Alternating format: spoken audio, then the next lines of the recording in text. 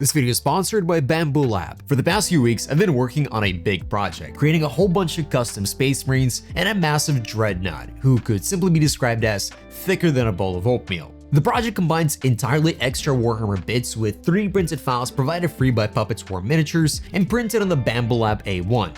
Ironically, I made this first miniature as evidence for my argument that FDM was not good enough to paint, but I was honestly kind of surprised by the quality and I thought it would definitely be good enough for tabletop. And kitbashing a bunch of intercessors for less than a few dollars already seemed like a fun idea.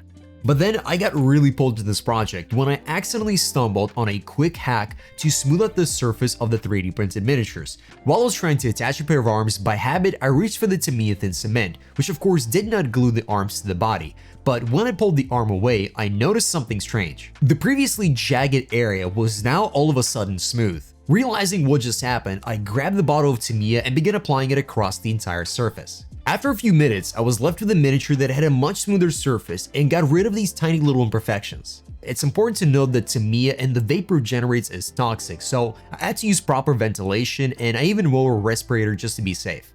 Now I was already impressed that the A1 can print this quality with FDM, but this trick pushed the quality even further. Unless I view the miniatures up close or through a macro lens, to me, they no longer scream FDM printed miniatures. This led me to print out even more Space Marine proxies that ended up turning into some really cool intercessors. And I didn't want to stop here, so I found the files that would work really well as some Reaver proxies and got working on that. Fortunately, I had an abundance of these arms holding out a combat knife that I never really found a use for.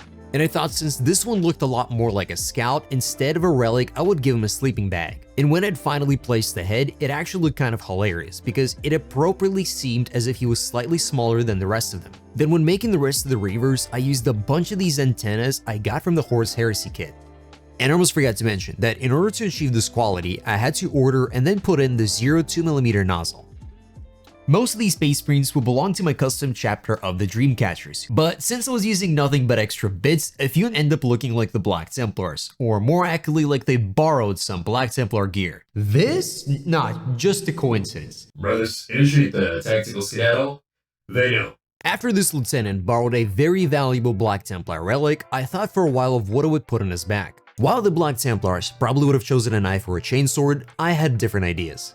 Going with this collection of packages that looks as if he had already collected a very large amount of relics previously, and packaged them from transportation. And this borrowed Sisters of Battle Vox that reads out prayers to calm down the machine spirits. Now I had several of these arms left over from the Inceptor kit, which gave me the idea of printing out a large body and making an Aggressor. The supports generated by Bambu Studio were also very quick and easy to remove. The only adjustment I ended up doing was slightly shaving down the plastic so that the shoulders are slightly closer inside. Then it was just a matter of assembling all the pieces together. But this didn't feel satisfying enough, so I thought I'd give him an extra gun. Mounted above his head, it will ensure he has tinnitus. However, it further reinforces the idea that Space Marines are literally walking tanks. Then to provide some additional details, I gave him a few pouches on his back and then a jousting shield, with of course a small tiny relic on his belt. Then over the next few days, I ended up printing the Dreadnought and it was time to finally assemble this monstrous creation. Now unlike in Gundam, articulated joints aren't exactly common in 40k, especially in a Dreadnought. So I had a lot of fun playing around with these joints and just trying to assemble the Dreadnought in a lot of different poses. And of course, I gave all of the parts a very light Tamiya treatment. After my G-Sealer Dreadnought, I had this perfect pair of arms left over. So my intention was to simply attach them and call it a day. But when I saw this Dreadnought assembled, I absolutely fell in love with this model and I knew I simply had to do more to it. On my Dreamcatcher Captain, I got a great suggestion to take my valuable jammer and put him on something powerful like a Dreadnought. I thought it was a fantastic idea, so I got started specifically with that. And then I got this strange bit that I think is from Sisters of Battle kit. It somehow went on perfectly like it was literally meant for it. Now, I didn't really think that Space Marines would be just jumping up there and trying to attach relics, so we're gonna give him a servitor that will be essentially collecting the relics and bringing them up on top of the Dreadnought. And of course, I gave him an Orky skull because, well, it's a Space Marine. Now as my chapter goes on these very long expeditions that are usually quite isolated, I wanted to attach just a bunch of stuff onto this Dreadnought, pouches, axes, extra magazines, anything that'll be useful. Now when printing the Dreadnought chest piece, I decided to entirely sacrifice the back area and place a lot of supports that would essentially slightly damage the area. And to cover it up, I'm going to use 2 of these reactors and place them over it to create the idea that they're simply right now recharging off the Dreadnought. Now I knew I wanted more relics, so I ended up placing this really interesting handlebar that I'll try attaching something to. Then I placed a pretty big purity seal on him, and I absolutely loved that idea. So I ended up going quite a bit extreme with my purity seals and just placing them all over the Dreadnought. If he's carrying a bunch of these relics, some of which might have Cursed Machine spirits or anything similar to that, we'll definitely need more purity seals. And as Space Marines are constantly losing their helmets, I decided to attach an extra one to the top of the rack. And I knew that I didn't simply want to stop here.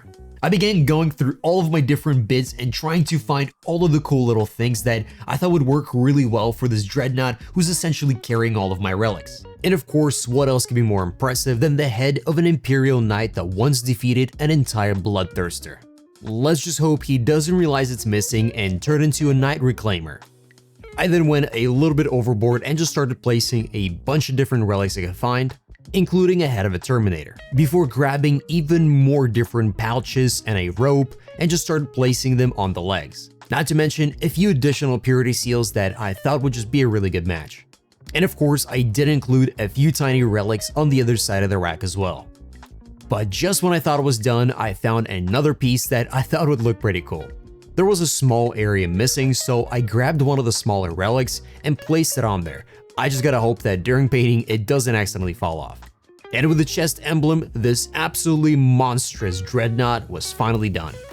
He will serve as the perfect centerpiece for this army. And I entirely forgot about his base, so I went on Makerworld from Bambu Lab and printed one out with one click. And less than 30 minutes later, I had a great looking base for my massive Dreadnought.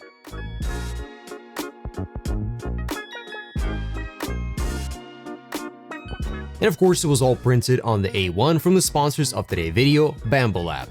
And I've been personally using my A1 combo quite a bit to print out a bunch of different stuff that I find useful. A brush holder, book holder, bits holder, and I know I'll be printing more stuff in the future. So if you think the A1 combo is for you, make sure to check it out. There'll be links in the description. There are also affiliate links. If you end up buying one, I get a bit of a kickback as well, so thank you. Now, a part of me did consider just stopping right here and ending the video, but I've never had a video where it didn't paint the miniature, so may the Emperor have mercy on my soul. Painting this many Space Marines, especially a Dreadnought with that much detail, already was incredibly daunting. But I knew that the only way to get over it was to start slapping on some colors and try to figure out how I'm gonna go forward.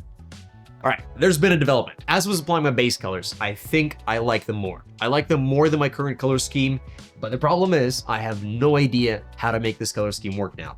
I'll have to figure out the new colors as I go, but unlike a single model, I'll have to make this decision for an entire army. Once I finally figured out the highlight that would actually work, I was presented with the realization that this project was now going to take even longer. As I enjoy mixing my own colors, this meant taking extra long time to figure out the exact ratios, so if I run out of a color, I can simply mix it up again. This increased the time of the project even further, but it was also quite a bit of fun. As I got to go really in-depth into my color scheme, I also figured out how to make rubber black, which was one of my favorite colors that I never really understood how they got it. Because when yellow mixes with black, it does create a slightly greenish looking tint, so I had always assumed it was part of the combo. Spending so much time on it with so little to show did make it feel like the project was crawling to a standstill. So I got an idea. I took out all the miniatures and tried calculating how much roughly would it take for me to paint them. And I was pretty confident I can do it under 24 hours. So I finished my day by painting the intercessors and experimenting with them quite a bit. It took a lot of time, but I ended up blaming that more on the fact that I was experimenting rather than the fact that the process itself was taking a long time. And when I was done with the Kingfisher, I went to bed. The next day when I woke up, I started painting the Dreadnought.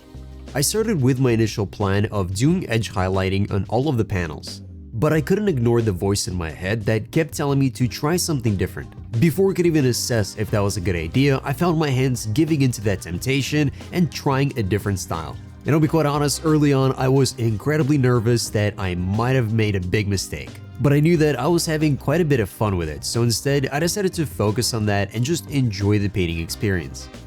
After I had my fun by introducing quite a bit of chaos to these panels, I knew that I needed to rein them in with some order. This time around, the process of edge highlighting was incredibly satisfying, because with each new line, I reintroduced the edges that otherwise were beginning to get lost in the texture. Next, I wanted to attempt an OSL effect that I thought would be perfect for this dreadnought. I removed the head and used an airbrush to essentially paint the entire interior in a bright red color. The effect should hopefully read as if there's a very bright color coming inside of the interior, but the head itself will only be getting illuminated from underneath. And to contrast against the red, I went with very bright green eyes. Seeing how well the green also worked with my base color made me realize that my color was a lot more in the purple spectrum than I realized. This was quite a big breakthrough in the color scheme because previously I thought I would have to use yellow in order to balance out against the blue. To confirm this idea, I ended up painting a few of the rockets in a bright yellow, and it really didn't look right to me, confirming that green was going to be the perfect contrast.